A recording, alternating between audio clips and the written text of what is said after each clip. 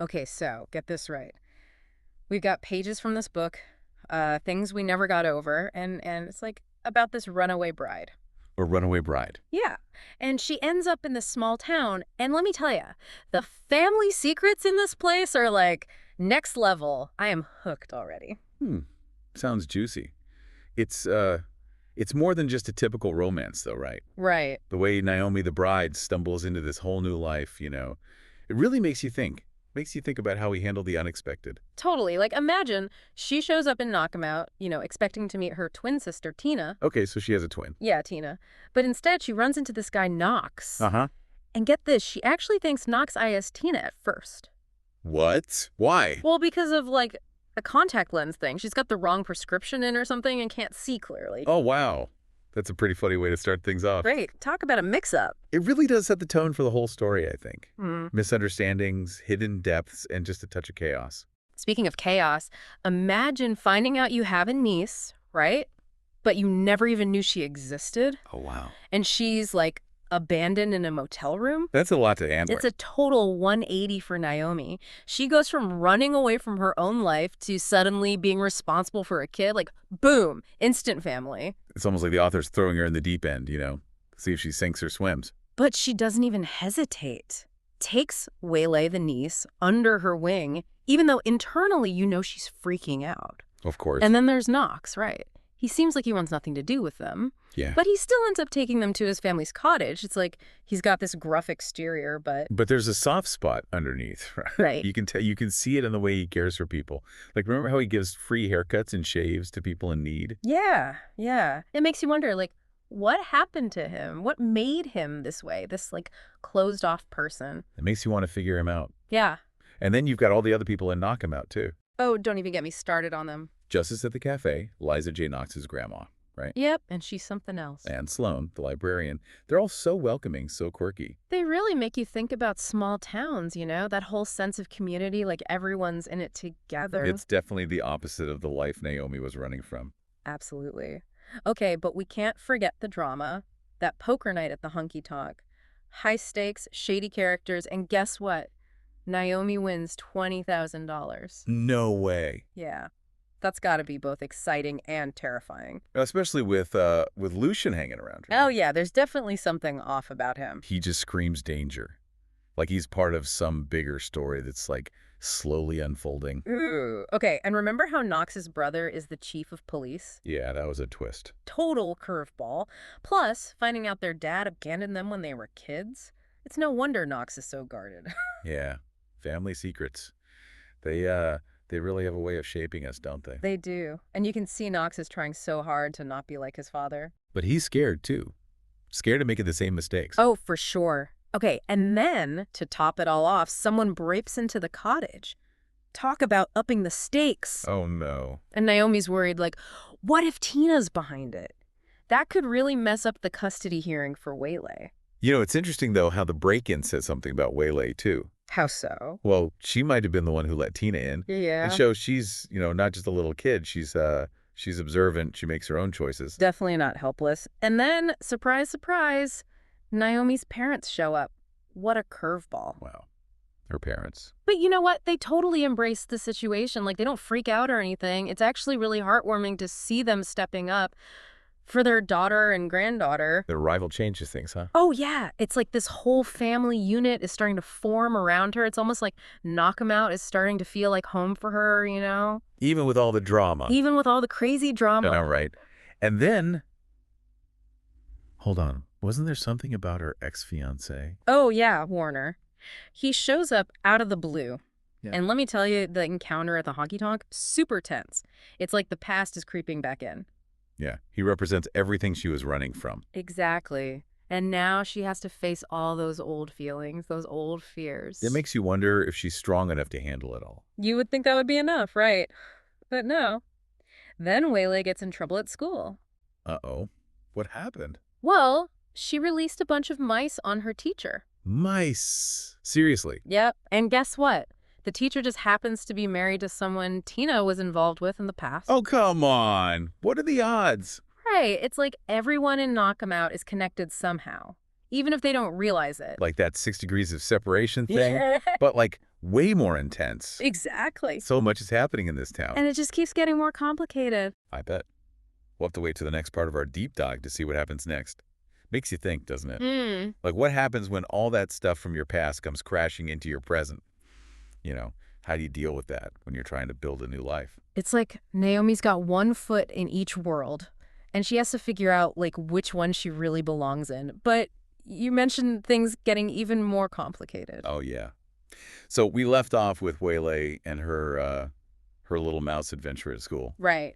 With the mice. and how it all ties back to Tina's past, right? Yeah. Seems like everyone in Knockamout's connected somehow, even if they don't know it yet. It's like that whole 6 degrees of separation thing, but, like, way more intense. Definitely more intense. And then you've got Naomi. She finally opens up to Knox about everything. Yeah, about her past, her sister, the whole wedding fiasco. Pretty intense stuff. That scene in Knox's office, that's like the turning point. It's not just Mm. about the words. It's like they're both letting their guard down, showing their scars.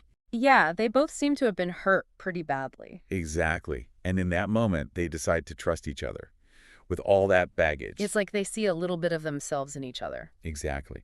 And that's what lays the foundation for, for something more, something deeper than just physical attraction. Right. It's about finding someone who really sees you, gets you. And then, just when you think things are going okay, bam, Tina and Waylay disappear. The whole town freaks out, and the stakes just went way up. It forces everyone to, step up, show their true colors.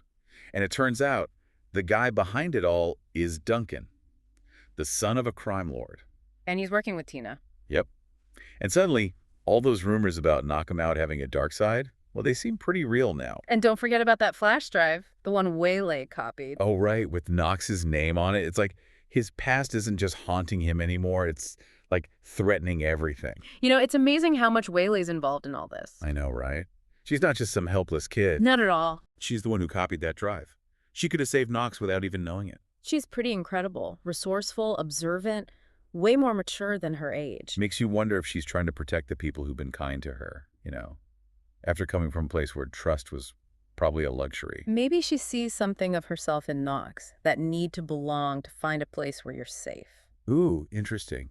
And then there's that scene in the warehouse with Naomi pretending to be Tina, using the code word to signal Waylay. Talk about intense. It shows how strong their bond is. They have this, unspoken language. They're fiercely loyal to each other. And it really shows the difference between Naomi and Tina, as mothers. Totally. Naomi's risking everything for Waylay, while Tina's only thinking about herself. It makes you think about what it really means to be a parent, right? Yeah. Is it just biology? Or is it about the choices you make, the sacrifices you're willing to make for your kid? And as everything about Tina comes out, you see the whole town rally around Naomi and Waylay. It's like Knockamout is all about second chances.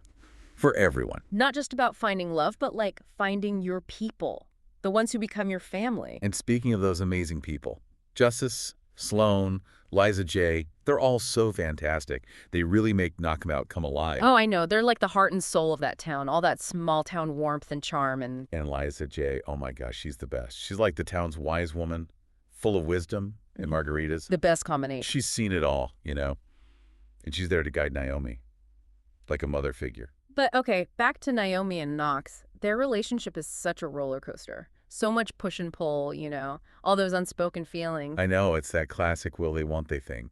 And then, when Knox breaks things off, saying it's for her own good, my heart broke for them. He's just so scared of messing things up, of becoming his father. He's terrified of abandoning someone he cares about, like his dad did to him. And Naomi, she sees right through him. She knows he's hurting, and she refuses to give up on him. She sees the good in him, even when he can't see it himself. Exactly. But then, just when you think it's over for them, What happens? Tina does what she does best, messes things up. Of course. Her recklessness brings all of Duncan's criminal stuff right to knock him out. Putting everyone in danger. And it's in all that chaos that Knox realizes he can't live without Naomi. Oh.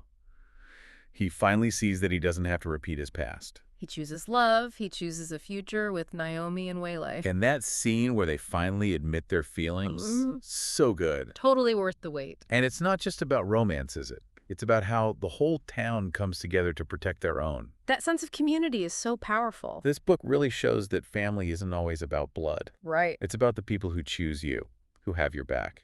And let's not forget the funny parts, like when Naomi accidentally hits Knox with a tray at the honky-tonk. Oh, yeah. Or when she's comparing parenting books to those choose-your-own-adventure stories. I know, right? It's like, even with all the drama, there's still room for laughter. This book, Things We Never Got Over, it's so much more than just romance. It's about second chances, finding your people, and how strong the human spirit can be. Yeah, it's about finding where you fit in, Yeah. even if it's totally different from what you expected. And sometimes that unexpected place is exactly where you need to be. But there's that scene, remember, where Knox shaves Jeremiah's friend right in front of Naomi at the salon. Oh, yeah. Talk about tension. So much tension. It's like on the one hand, you see Knox's skill, right? He's so good with that razor. It's like an art. Totally. But then there's also this like intimacy to it. The way he's so close to this other guy, the trust. I see what you mean. It's almost like a dance, you know? Yeah. And you're right, that trust is definitely there. It really makes you think about the bonds between men, especially in a place like Knockemout where everyone's so close. And then you have Naomi getting her hair cut so dramatically. It's like she's cutting off her old life. Totally. All those expectations, everything holding her back, gone. It's a symbol, you know, like she's becoming a new person. It is. And it reminds me of that poker game at the honky tonk. She just jumps in, learns the rules, and wins. She's not afraid of a challenge. Not at all. She's tough. And it shows how she can handle anything, you know, like even when things are crazy, she figures it out. She's resilient. Okay, but we can't forget about Naomi and Waylay. That relationship is the heart of the story. Oh, definitely.